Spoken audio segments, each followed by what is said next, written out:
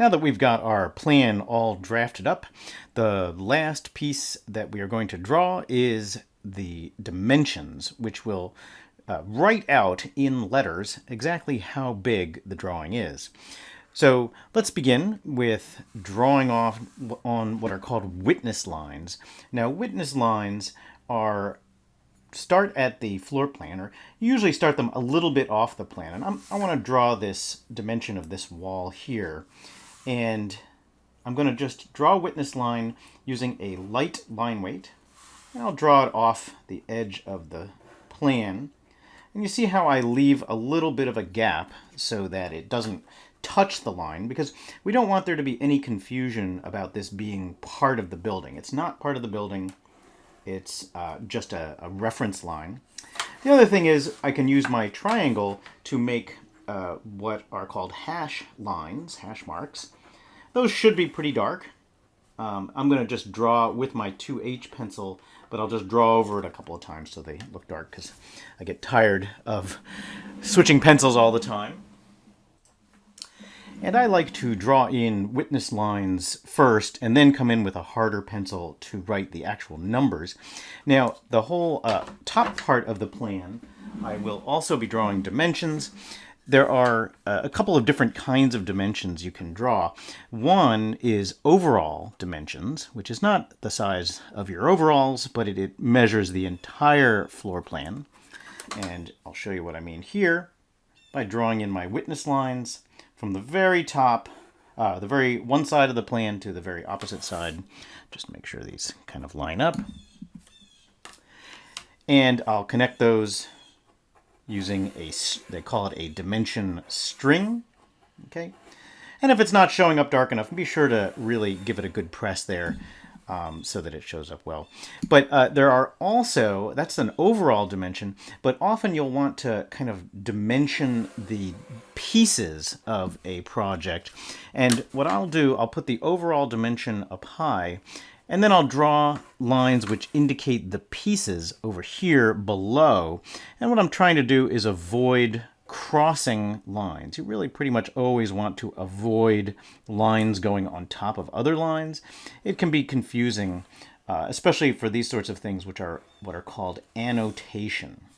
So you see how I've dimensioned out the location of these exterior windows. I could also do another string which annotates the location of the walls, or I could do that string of dimension here in the middle of the plan. But again, the idea here is that you usually have at least one set of overall dimensions and then one set of detail dimensions. Now let me add back in the hashtags or hash marks. So you can see here I've got all of my dimensions in of the elements that I want to dimension. The overalls then are broken down into these sub-elements. And if I had a bigger plan drawn, I could actually start really detailing some of these smaller things like the size of the windows, but I don't quite have enough space. Anyway, and I've drawn in all my tick marks, and now is the time to figure out exactly what numbers I should be putting in, because I have to put the numerical value. And the reason you did this back in the old days was because reproduction of drawings was very sketchy, to say the least, and you would end up with a reproduction that wasn't 100% accurate. So if you wanted something, say, 50 feet long, you would put in a dimension string that would say 50 feet. That way there was no way that the contractor could measure it incorrectly. Now, in our case, we could just take our existing measurements that we drew from. If you can't find those for some reason, or you have an element that you estimated, you can use your good old architect's scale. And I've put in a clip here so that it always lands on 1/4 inch or 1/8, but I want 1/4. And you can come in here and measure. Obviously, I drew these at 1/4 inch scale, so I would want to start by reading at 1/4 inch. Here, put 0 at the starting line, and then come out and count along, in this case, the bottom numbers, and I get to 36 feet. And I do believe that was actually the number that was measured in the field. Now, of course, it's off ever so slightly, but we are hand drawing, so there is going to be a little bit of inaccuracy. Now, how on earth am I going to letter up here? I already removed my handy-dandy grid. Well, what I've done, I drew a couple of lines to represent the size of the text that I'd like to put in over these dimension strings. And I can just slide this underneath my paper, and it will form a lettering guide. Okay, you could absolutely draft in these lines. I'm going to draw my text at about 1 foot tall, like I did with other things. And I'm actually going to make it a tad smaller. There is also something called a lettering guide, which you can use. They're a little complicated, and I don't believe you had to buy one. But if you did, you can set your lettering size much more precisely. You can also just use these lines to quickly draw guides. But I prefer to just use a sheet of paper. I align it using my T-square. I put it about 1/4 of an inch off of the base plan. And if you have to, you can tape it down. And now I'll just write in the numbers. I'm going to use my lettering guide to write my letters because it doesn't smudge quite as much. And again, I'm going to make these just a little bit smaller than the overall size. So using my B pencil and trying to center it on the line, I'm going to write in 36 feet dash 0 inches. Now, I know I'm not super precise in my drafting, but as a kind of graphical standard, you do use that dash and then a 0 or whatever the inch value is, if it's 6 inches or something like that. And this is the way it works. If you have a number that's less than 1 foot, say 6 inches, you would write 0 feet dash 6 inches. So then you'll just want to go around, measure each piece or take it off of the dimensions that we had from the site work, field work, and write in all of your dimensions all around the plan. One last element that you can add to your floor plan is things like furnishings. And we have a furnishings template that we had to buy. It's at 1/4 inch scale. And there are different ones that you can get, of course, at different scales. And this one has some basic elements. So if I wanted to, say, add a chair to this back room, you just find where it says chair. And there are, of course, different kinds of chairs. I'm just going to go with a simple one here. And you literally just trace using probably a B pencil is good for furniture. You don't want your furniture too dark, but you also don't want it to seem too light. Anyway, I can draw in a chair that way. They are quite symbolic. So if I wanted to, say, draw in a table in the back of my space so that people can prepare food, you can see here there is a table, and there are different options, 4, 5, and 6 feet. And again, I can trace it. It is a little flimsy, this template, but you can usually get a pretty good idea. But when you look at it in plan, it just looks like a rectangle. And that is why you need one other piece, which is a legend. Okay, and I've actually cleverly labeled it legend. And people will call it a floor plan legend or a key to floor plan symbols. There are a number of different ways. But anyway, elements that show up in your plan, you should absolutely show up here. And you can do, this is the easiest way. And the most typical thing is if you have an existing wall versus new walls, you'll show how they're pochade, and you'll put a little piece of text underneath. I usually use a fairly small size text, just like I did with the dimensions. I've shown the window. I could easily add in the door or doors. These symbols that I used for interior elevations, I put that over here, just so everybody knows what I'm talking about. There's another symbol. It's a square with a letter in it, and that's for exterior elevations. And again, I've drawn in each symbol at the same size as it was drawn in the plan. The chair, I have a square table, which I'm going to put outside so that people can sit outside and eat their grilled cheese sandwiches, which is basically, I just want everyone to put in some furniture. So I would draw some chairs and things out here around a small table. And I could also add in other things. For example, I have my flooring pattern. If it was important to me to show that, particularly if it was new flooring, I would show that as well. Another thing to notice about the legend, there's a nice heavy line under it. There's also typically a box around it. And then I use a very light guideline to make sure that all the text is aligned. And if I had space on my sheet, I could spread this out and have all my text to the right or to the left of my indicator here of my graphics. Either way, doesn't really matter. And in this case, I was running out of space on my sheet, so I made it a fairly tall legend.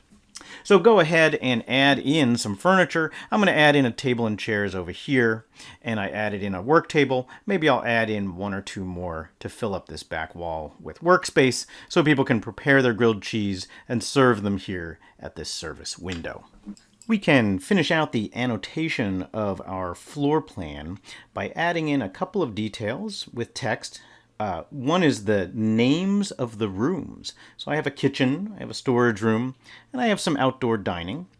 I also have a service counter. Now, this is where sometimes you have to kind of bend the rules, and I really had to squeeze the text in here so I could read it without crossing any other lines. And in general, you try to avoid that. The other thing is there are some graphic symbols that we tend to use that are just part of our graphic standards. One is when you have an area that you want to reference, you'll use these kind of two return arrows, almost like quotation marks, that will show that this whole area is outdoor dining. The other thing is for smaller items that you want to call out, lower importance, you'll use smaller text, more like the size text that you have on your dimensions, and put in a little arrow. Usually there's a tiny little leader line that comes straight out of the arrow, and then you angle the other piece. I did this at 45, and I try to do 45 degrees just consistently so that all the arrows look nice and neat, and you'd use a light line weight for that arrow. Anyway, and that really helps describe what the plan is. We've already talked about some other things like up arrows and the section cut lines. In the end, you want the graphics of your plan to read clearly. Annotation, all those elements, should recede somewhat. Text is a little darker, just so you can read it, but then the darkest thing is always going to be those wall cuts. If it's not dark enough, the poche, for example, is maybe too light, you can actually come in on the back of the paper and shade in with a pencil or a marker, and that'll make it read even more clearly. Another concept I'd like to introduce is what's called a tracing file. And what we do often when we're drafting, we don't draw things from scratch every single time. Even those rectangular tables that I drew in floor plan, I used a template because it's just faster. And with a tracing file, you can draw all sorts of things very quickly that would be time consuming otherwise. For example, every sheet of drawings should have a graphical scale down in one corner of the drawing, and it would be a pain to measure that every single time. So what I have here is something we can just trace right over with our drafting tools. And there are other things that you can use in your tracing file. There are doors in elevation. There are sliding doors versus pocket doors versus bifold doors. There's kitchen equipment. There are tables and chairs, although I find the templates a little faster. And then you can even have things like chickens and geese and turkeys, which we all know are very important in our projects. So the tracing file is really handy. The other thing that it's super handy for is people. Now, believe it or not, we actually design typically for people, and they're kind of hard to draw because it's a sort of freehand element. So we can use our tracing file to trace those people. And here's my section. And any drawing that is a vertical drawing should have scale figures in it. So I'm just going to pick some people that look like they could use a snack, and I'll scatter these people throughout my elevations. Those are exterior elevations, interior elevations, and then also the section drawings. Plans, you don't typically draw in people. So I will just slide my sheet right underneath here, if I can, and get the scale figure so that they're standing on the ground.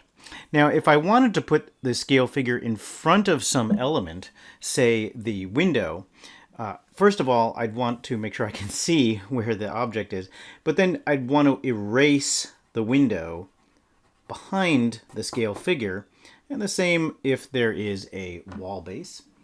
And then I'll just grab my pencil and draw in the scale figure. I usually draw them with about a B pencil, and I try to make it as smooth as possible. And these are meant to be blobby, so you can just draw the outside line, but I usually draw any inside lines that I'm tracing. And there you have it. You can see there's a little bit of a ghost of the window behind, but that's okay. Often we draw these figures semi-transparent. Another type of drawing that we can do hardline is a perspective drawing. Now, this is a view generated by one of our computer programs, and we're going to trace over it. You can also do this by going out to a site and actually drawing it by hand, but we're limited in our field trip, so let's just use the computer. And the line weights that you're going to use to trace this are really going to be very similar to exterior elevations. I'm going to use a heavy line weight to outline the building. Probably put one for the horizon or the ground as well. I'm also going to use a medium line weight, in this case for major elements, like the edge of the stairs, each stair tread, certainly the outline of the window and the edges of the roof. And then I'll use a light line weight for things like the materials. And I'm going to try not to have it be too distracting, but sharp enough that you can read what the materials are. I can also do it for things like the frame on the window.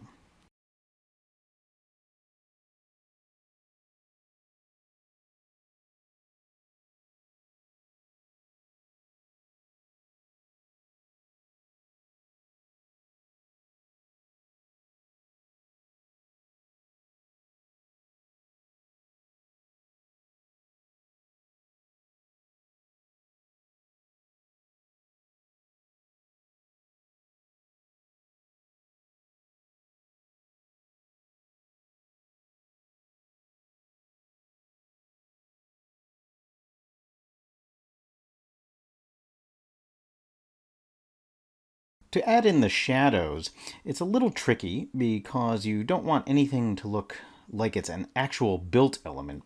So I usually use the side of the pencil and a light touch to add in where I think the shadows are going to be. And you can do this either in this technique, or you can use cross-hatching. And cross-hatching is where you draw lines, typically freehand, and they cross over each other. And you see how they can be done at a diagonal. And so you start with crossing them one way, and then you cross them in different ways to get greater intensity in the shadow. Or you could just use the side of your pencil. And typically anything that has a slight overhang is going to get just a little bit of shading. So this roof has a little shadow because it's a tiny little roof that sticks out. Whereas here, we might get just a little bit more because it's a deeper roof. Now, in theory, I could shade behind this area, but I think that might be confusing. The other thing is you can add just a little bit of shade because these windows are, in fact, sticking out. The glass itself is kind of behind. And again, that'll just give a tiny bit of depth to your drawing. Same here with the foundation. You'll just want to get the right angle here. You'll just want to do a tiny little shadow. And I probably am, because I have a heavy hand, I'm probably being a little bit overly excited about drawing in these shadows. But if you do it carefully, you can come up with them kind of in an even manner. And these shadows should be the same on either side. And there you can see it gives you just a little sense of depth. You can also add in shadows on other things like the plants. And another trick, instead of shading it, you can just make the bottom line of the plant a little bit darker than the top line. And that also gives it a little bit of a sense of depth. And I've put a little piece of paper underneath here so that I can see my line work and see anywhere that I might have forgotten. But that is the basics of how you draw a perspective using hard lines and tracing. Oh, just realized I forgot to put my scale figure in there. And I have my sheet of scale figures that I printed out at different sizes. Some are larger and some are smaller. And the way that you figure out where they should go is you use your horizon line, which is right about here, And that's usually kind of where somebody's top of their head is, their eyes. Depends where they're standing. But if I wanted someone standing here, I'd have to choose a scale figure that's fairly small so that roughly the top of their head shows up on that horizon line and their feet show up on the ground. So here, if I find this scale figure's feet, they land about on the second step, and then the top of their head is here. I want to put somebody out here, so I'm going to draw a guy who's roughly about the height of that exterior wall. And again, you just draw it in, trace it, and then I'm going to actually erase my lines first so that it's a little neater. And there's my blobby guy standing against the wall. And obviously, I was not perfect, but it gives the general sense that it's a person. And you can even add in a little bit of a shadow, so it looks like somebody's standing there. And the thing about shadows is they should always seem like they're coming at about a 45-degree angle. It's a kind of design convention. The other thing is that as you get farther into the foreground, obviously the scale figures get larger, but you also have to be aware that the horizon line may be based on somebody standing here. If they move farther down, their head will be that much farther below the horizon line. Now, one other critical piece of skill that you need to work on perspective is it'd be nice to be able to fake things into your drawing. And it's not too hard, and given that we already have the underlay, we already have the horizon line, and we know where the vanishing points are, based on just connecting the lines, extending them and connecting them. So here's my left vanishing point. Well, anything drawn on this facade is going to go to that vanishing point. So I can draw in some reference lines, and I'm going to just draw in a line here on the front of my building, and I'm actually using my pencil, the end of my pencil, as a sort of fulcrum to draw in some reference lines on the elevation. And I could put that text anywhere. So for example, if I wanted it down below, I could absolutely put in some lines down below. And again, they'll look correct because I'm using the vanishing points that exist in the drawing. And now I can come in and I can draw lettering. Now, in an architectural perspective, vertical lines are always parallel to each other. They don't go to a third vanishing point up in the sky. They can, if you're so inclined. But in our case, this is an architectural perspective. So I can come in here, and any vertical line that I letter will, a vertical element of a letter, will conform to this standard. So if I write grilled cheese, for example, I'll make all the verticals perfectly vertical. And then I'll do my letters as I would normally. And what you'll see is that the letters are starting to get larger and larger and larger because they're getting farther and farther away from the vanishing point.